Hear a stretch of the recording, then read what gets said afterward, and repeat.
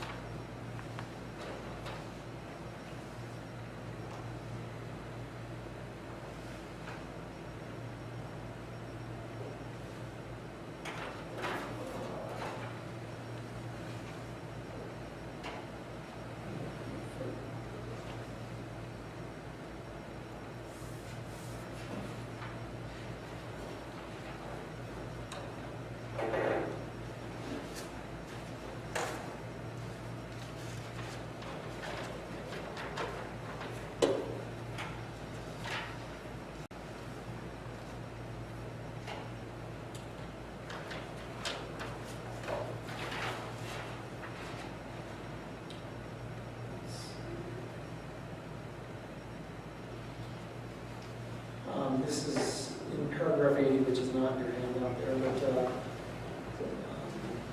says, creating a world in need of development, God in some way sought to limit himself in such a way that many of the things we think of as evils, dangers, or sources of suffering are in reality part of the pains of childbirth, which he uses to draw us into the act of cooperation with the Creator.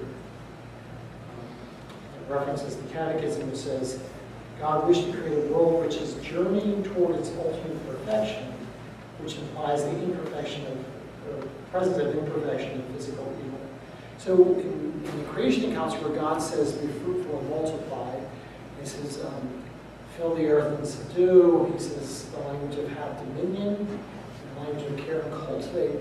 All of that means that human beings have work to do. Right? Creation was not complete. Creation was God's part in creation was complete, and human beings are now to work with that to bring creation to where it's meant to be. So yes, we have this garden imagery, but it also says care and cultivate, or till and keep, right?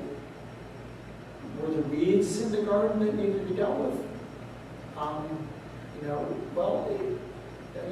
What is a weed? You think of a weed, well, there's different ways of defining it, but usually it's the idea of the plant growing where you don't want it to be growing, right?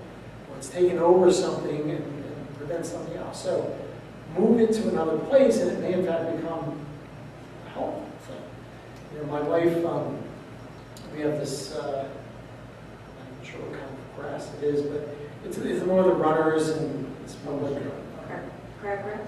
Bermuda. It's like a Bermuda or a buffalo grass of some sort, but these runners. And it can be very frustrating. But at the same time, I'm thinking, this is the kind of stuff when you have an area that's desolate, it's not meant to be that way, it's actually part of the healing process. So some of these grasses that come in and take over, they take over for a while until they then allow the next canopy grows up over them and everything, and you think of See, that's a tropical grass that global warming has made Kansas a home for it.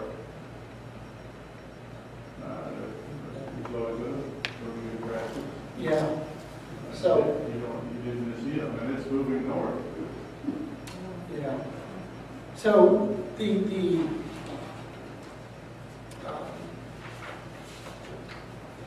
this idea that creation itself